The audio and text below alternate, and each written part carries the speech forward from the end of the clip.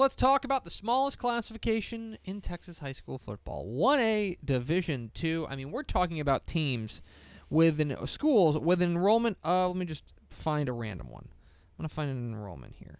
It's always a fun game. Let's see. An enrollment of... Where are you? I'm supposed to have that. Oh, this stupid thing. I can't find it. I mean, we're talking T9T little schools. Mm-hmm. Real tiny little schools. And so what we want to do is take a look at 1A Division II and go region by region. We're going to do all of them today just because, again, they are small districts, and we might as well get rid of them. For example, the team we're going to talk about a lot is Strawn. Strawn has an enrollment of 44. That's what we're talking about. Small teams. Yep. 29 is a enrollment for Guthrie. 25 is the enrollment for Harold. These are small teams, but they play big-time football, and we're excited to see. Enrollment's so small, Corey Hogue says. Tepper can't find it. And so small, it's like I need a magnifying glass. Yep. So let's take a look at. Let's start with Region 1 of 1A Division 2. And here, I would say that you've got a bit of a wide open, kind of field. A few teams that I think could be in the mix, but the team that's going to be the team that you're going to hear a lot about is Follett. Follett brings back, a fair amount of their team from last year, a 9-4 team. And most importantly, this is a team that ran all the way to the quarterfinals last year before losing to Turkey Valley, who's now in Division 1. So I think that Follett's probably your favorite there. If you're looking for another team to challenge them, I would say it's probably going to be Anton.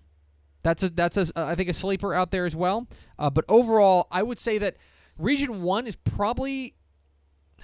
I hate to say the weakest, but like when you look at these other regions, I just don't think it stacks up depth-wise or having this one team that's really killer. That's why I think Follett is the favorite here. They're a solid squad. The Panthers bring back a fair amount from last year. They're the early front runner in the region as a whole, but I would say Anton or Motley County is probably your sleeper there in 1A Division 2, Region 1.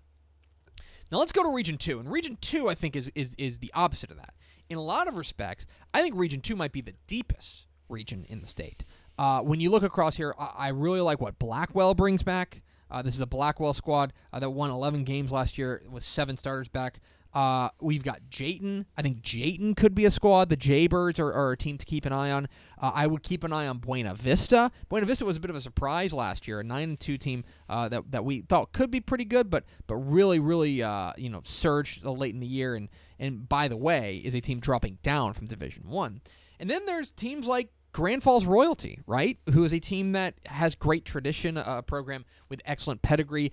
Throckmorton is in the mix. I think 1A Division 2, I think 1A Division 2, Region 2, rather, is probably the deepest and probably the one that is the most likely to produce a surprise. I would say Blackwell probably starts the year, maybe Buena Vista. Blackwell or Buena Vista start 1 and 1A as far as favorites to win Region 2. But if you look around this region, it's not hard to see 2 or 3 other teams that you can say, oh, yeah, I can absolutely see that. So now let's talk about Region 3.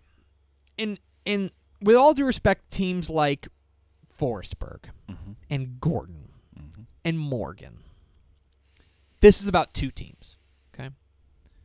This is about Strawn, and this is about Iredell. Now, I want to start with Iredell first and foremost.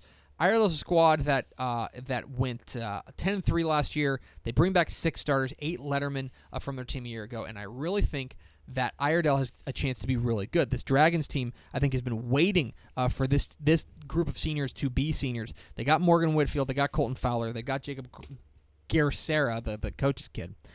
I'm really excited to see what the Dragons do. Here's the problem, though, okay?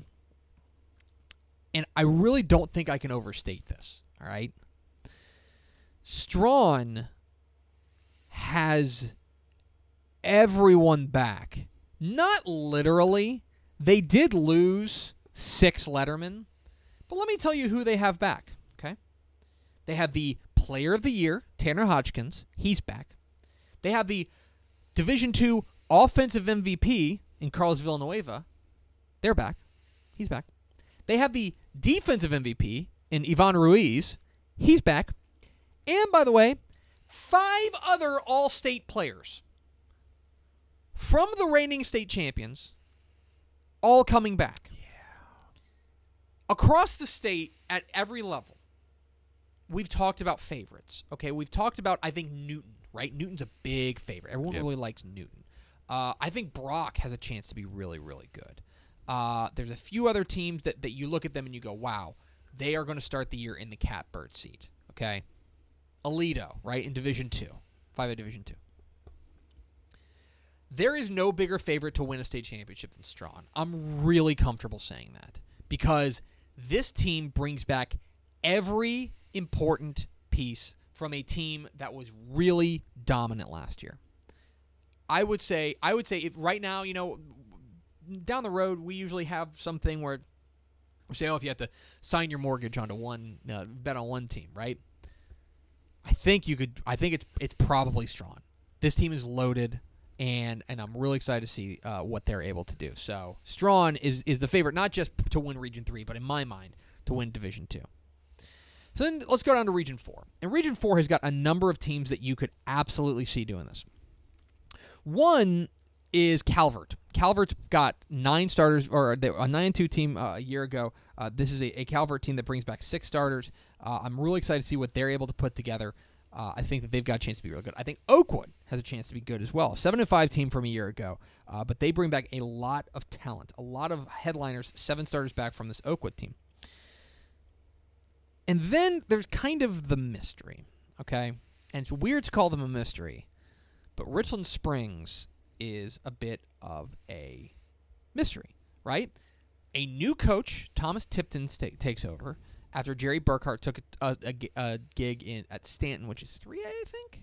2A or 3A. So it's an 11-man team. It's 3A because I did it in That's the right. magazine. That's Jerry right. Burkhart leaves. Jerry Burkhart, one of the winningest coaches in 6-man history, right? One of the most successful coaches. They don't bring back a ton, right? Just 1 starter on offense, 2 starters on defense.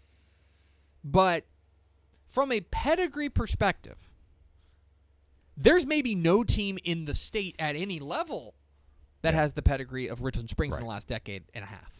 Okay? They have 8 titles since 2004.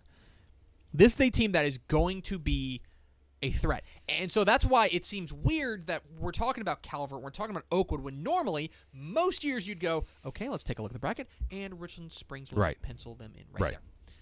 That's the interesting part of this, is that can we figure out what they're going to look like? And by the way, Throckmorton and Jayton, or rather, that's in Region 2, but this is a Region 4 that I think could be really, really interesting.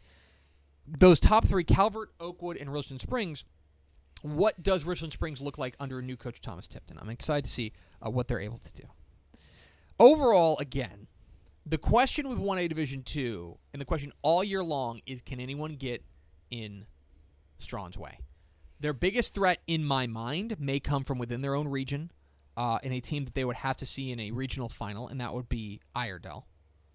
But I will tell you that Strawn looks like a team that you can really hitch your wagon to, because I think that this team has the high expectations. I know that we talked with Dwayne Lee. He really liked what they bring back from this year, from last year's team. I think that they have a chance to be really, really special again. Right now, 1A Division 2 probably at least goes through Strawn, not just because they're the defending champs, but because of all the talent that they bring back.